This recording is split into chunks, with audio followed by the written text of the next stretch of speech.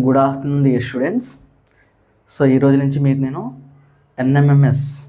ఎన్ఎంఎంఎస్లోని biology సబ్జెక్ట్కి సంబంధించినటువంటి NMMS classes నేను చేస్తాను. ఓకే, అందులో భాగంగా ఫస్ట్ చాప్టర్ వచ్చేసి ఫుడ్ కాంపనెంట్స్. సో ఈ ఫుడ్ కాంపనెంట్స్ అనేటువంటి చాప్టర్ మనకి 7th క్లాస్లో స్టార్ట్ అవుతుంది. మరి దీని నుంచి మనం అర్థం చేసుకోవాలంటే ఫస్ట్ అసలు food, why do we take ఫుడ్ని మనం ఎందుకు తీసుకుంటున్నామో తెలుసుకోవాలి. So we obtain energy from food నుంచి ఏమొస్తుంది, మనకి ఎనర్జీ వస్తుంది. సో ఆ ఎనర్జీని యూజ్ చేసి మనం ఏం చేస్తాం, we do different kinds of activities or works. We perform many kinds of activities with the help of energy. So మనం ఏ పని చేయాలన్నా మనకి ఎనర్జీ కావాలి, ఆ ఎనర్జీ అనేది ఫుడ్ నుంచి వస్తుంది. ఇంకా ఏమొస్తుంది, ఫుడ్ ఇంకెందుకు అవసరం మనకి, గ్రోత్ అండ్ డెవలప్మెంట్ అవ్వడానికి, growth and development of our body. So మన శరీరం పెరగడానికి మరియు అభివృద్ధి చెందడానికి ఫుడ్ అనేది అవసరం అవుతుంది. అండ్ ఫుడ్ నుంచి ఎనర్జీ వస్తుంది, ఆ ఎనర్జీ యూజ్ చేసి మనము అన్ని రకాల పనులు అనేటివి చేస్తూ ఉంటాము. మరి food consist of some components, those are called food components. ఫుడ్లో ఉండేటువంటి చిన్నటువంటి అంశాలనే మనం ఫుడ్ కాంపనెంట్స్ అంటాము. వాటిని న్యూట్రియంట్స్ అని కూడా అంటారు. Okay, then what are the food components?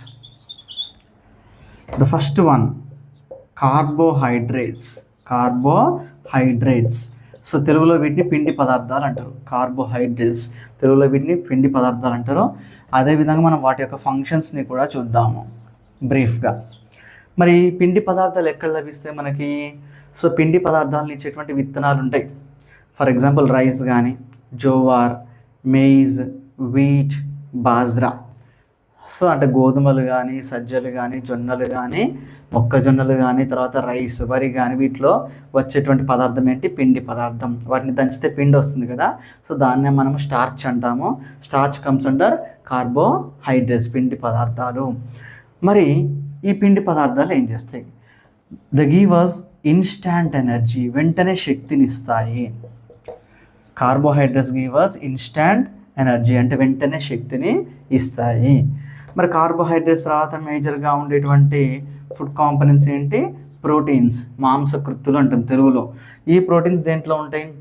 Non veg మెటీరియల్స్లో. ఎగ్గులు ఎక్కువగా ప్రోటీన్స్ ఉంటాయి. Egg, meet, milk, curd. తర్వాత మీట్ అంటే చాలా రకాలు, చికెన్, మటన్, ఫిష్ మీట్, అన్ని రకాల మీట్లో ప్రోటీన్స్ ఉంటాయి. ఇవి మాత్రమే కాదు, పల్సెస్ అంటే పప్పు ధాన్యాలలో కూడా ప్రోటీన్లు అధికంగా ఉంటాయి. మరి ఇవెందుకు మనకు వస్తే, మనకి బాడీ బిల్డింగ్ అంటే మన శరీర నిర్మాణానికి, మన శరీర పెరుగుదలకి, గ్రోత్ అండ్ బాడీ బిల్డింగ్. శరీరం పెరగాలన్నా, బాడీ బిల్డింగ్ జరగాలన్నా, డెవలప్మెంట్ అవ్వాలన్నా ప్రోటీన్స్ అవసరము. ఇంకా కొన్ని రకాల ప్రోటీన్స్ ఎంజైమేటిక్ యాక్టివ్ అంటే ఎంజైమ్స్గా కూడా పనిచేస్తాయి. కొన్ని రకాల ప్రోటీన్స్ ఎంజైమ్స్గా కూడా పనిచేస్తాయి. తర్వాత థర్డ్, ఫ్యాట్స్. సో మనమందరం ఫ్యాట్స్ అంటే ఫ్యాట్స్ అంటే చాలా ప్రమాదం అనుకుంటాం. కానీ కొన్ని ఫ్యాట్స్లో అన్ని ప్రమాదం కాదు. 2 రకాలు ఉంటాయి. మనకి గుడ్ కొలెస్ట్రాల్ ఉంటుంది, బ్యాడ్ కొలెస్ట్రాల్ ఉంటుంది అన్నమాట. అంటే పాలీ అన్సాచురేటెడ్ ఫ్యాటీ యాసిడ్స్, అవి చాలా మంచివి. అవి దేంట్లో ఉంటాయి మరి? ఫిష్ మీట్లో, తర్వాత సన్ఫ్లవర్ ఆయిల్లో, ఇటువంటి వాటిలో ఉండేటివి పాలీ అన్సాచురేటెడ్ ఫ్యాటీ యాసిడ్స్. అవి మన బ్రెయిన్లో ఉండే న్యూరాన్స్కి యాక్సాన్స్ ఉంటాయి. వాటి చుట్టూ మైలిన్ షీట్ ఉంటుంది అనమాట, ఫ్యాటీ లేయర్. అది ఏర్పడడానికి ఇది చాలా అవసరం. కాబట్టి కొద్ది మొత్తంలో మనం ఫ్యాట్స్ కూడా తీసుకోవాలి. అండ్ ఫ్యాట్స్ ఎందుకు పనికి వస్తాయి మరి మనకి? Fats give us high amount of energy. So చూడండి, carbohydrates give us instant energy, వెంటనే శక్తిని ఇస్తాయి. బట్ కొవ్వులు అనేటివి ఎక్కువ మొత్తంలో శక్తిని ఇస్తాయి. అందుకనే కట్టెలు కొట్టేటువంటి వ్యక్తి, చాలా బాగా కష్టపడేటువంటి వ్యక్తులు నాన్ వెజ్ని ప్రిఫర్ చేస్తారు. దాంట్లో కొవ్వు అధికంగా ఉంటుంది కాబట్టి వాళ్ళకి డైజెషన్ అయ్యి ఎక్కువగా ఎనర్జీ రావాలని వాళ్ళు ఆ విధంగా ఫ్యాటీ మెటీరియల్ని ఎక్కువగా తీసుకుంటూ ఉంటారు. తర్వాత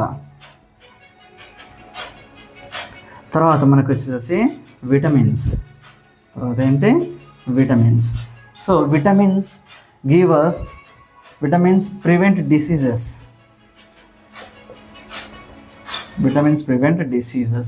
అంటే వ్యాధులు రాకుండా కాపాడుతూ ఉంటాయి. ఫర్ ఎగ్జాంపుల్ కరోనా టైంలో మనము ఏం చేస్తాం నాన్న? కరోనా టైంలో మనకి విటమిన్ సి ఉండేటువంటి కమలాలు, సంత్రాలు, ద్రాక్షాలు, తర్వాత ఉసిరికాయలు తినాలని చెప్పారు. అదేవిధంగా విటమిన్ డి రావడం కోసం ఎండలో ఉండాలని చెప్పారు.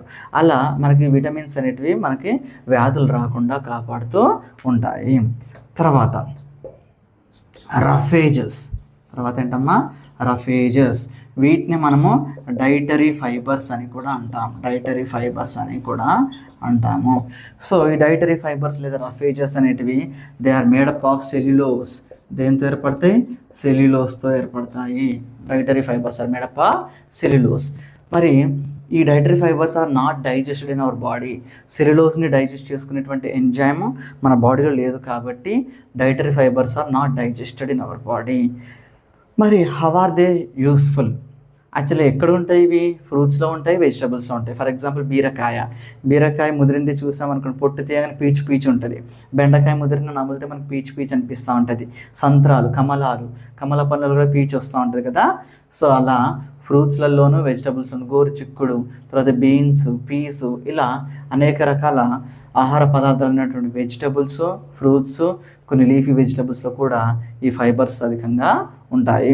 మరి ఇవేం చేస్తే మనకి దే ఎనేబుల్ బవెల్ మూమెంట్స్, అంటే ప్రివెంట్ కాన్స్టిపేషన్, మలబద్ధకం రాకుండా కాపాడతాయి. కాన్స్టిపేషన్ అంటే ఏంటి? Unable to go for defecation, అంటే మల విసర్జన చేయలేకపోతే దాన్ని కాన్స్టిపేషన్ అంటాము. అంటే కొందరికి ఒక 3 days అయినా 4 days అయినా కూడా ఫీసెస్ అనేది రాదు, మోషన్ అనేది అవ్వదు. ఎందుకు అవ్వదంటే వాళ్ళు పీచు పదార్థాలు తినట్లేరు కాబట్టి. సో ఎవరైతే మంచిగా అధికంగా పీచు పదార్థాలు తీసుకుంటూ మంచిగా సఫిషియెంట్గా వాటర్ తాగుతారో వాళ్ళలో కాన్స్టిపేషన్ రాదు. అంటే ఫ్రీ మోషన్కి ఇవి ఉపయోగపడతాయి, ఫ్రీ మోషన్ అవ్వడానికి ఉపయోగపడతాయి. ఓకే, తర్వాత మనము మినరల్స్ గురించి చెప్పుకోవాలి. సో ఈ మినరల్స్ యాక్చువల్లీ విటమిన్స్ కిందని చెప్పాలి, కానీ ఇలా ఫోన్ వచ్చింది, సో నేను కన్ఫ్యూజన్లో చెప్పేసా. సో మినరల్స్ అనేటివి మనకు అనేక మెటబాలిక్ యాక్టివిటీస్కి పనికొస్తాయి.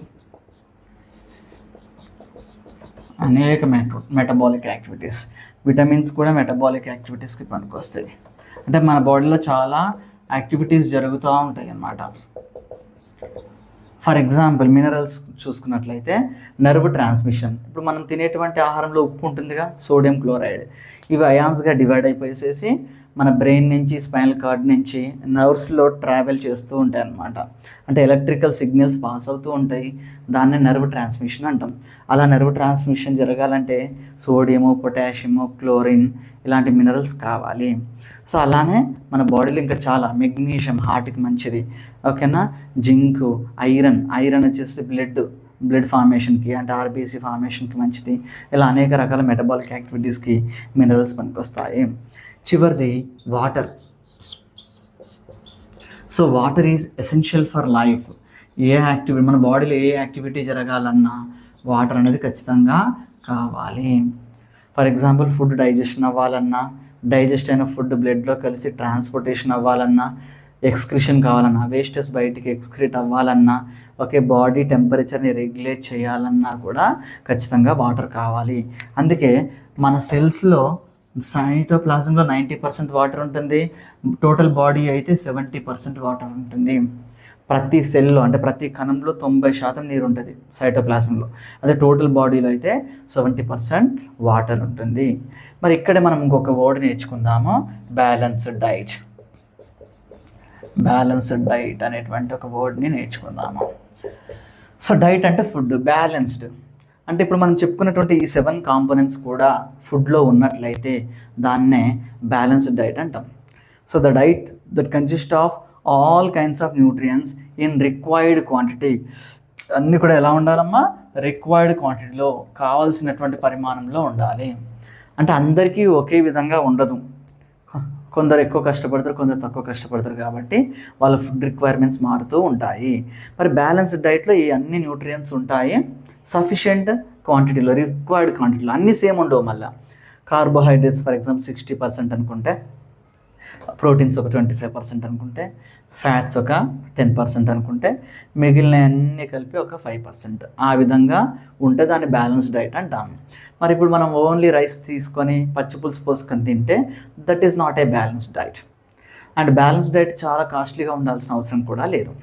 ఫర్ ఎగ్జాంపుల్ కొన్ని ట్రైబల్ పీపుల్ ఒక ఫుడ్ని తింటారు, దాన్ని తాలి అంటాం. తాలి ఎలా? ఒక కప్పు రైసు, ఒక చపాతి, ఓకేనా, ఒక కప్పు పప్పు, పెరుగు, పచ్చడి, ఒక కోడిగుడ్డు, అప్పడం, సో అలా అన్ని రకాల కొన్ని కూరలు, ఓకేనా, వెజిటబుల్ కర్రీస్, అన్ని రకాల కూరలు పెట్టుకొని చేసి దాన్ని బ్యాలెన్స్ డైట్గా చేసుకొని తింటారు. అది అద్భుతమైనటువంటి ఆహారం. అంటే బ్యాలెన్స్ డైట్ అనేది కాస్ట్లీ కాదు, మనం చీప్గా కూడా చేసుకోవచ్చు అనమాట. మనం తినే ఆహారంలో రోజు రైస్ ఖచ్చితంగా ఉంటుంది, ఎట్లాగో పప్పు ఉండేటట్టు చూసుకోవాలి, ఒక ఎగ్ తినాలి, ఓకేనా, ఒక వెజిటబుల్ కర్రీ తినాలి, తర్వాత దాంతోపాటు కొన్ని ఫ్రూట్స్ పెట్టుకోవాలి. అలా చేసుకున్నట్లయితే బ్యాలెన్స్ డైట్ అనేది కంప్లీట్ అవుతుంది. సో ఆ విధంగా బ్యాలెన్స్ డైట్ని తీసుకోవాలి. మరి ఇంకొంచెం ఇన్ఫర్మేషన్ని చూద్దాం మనము.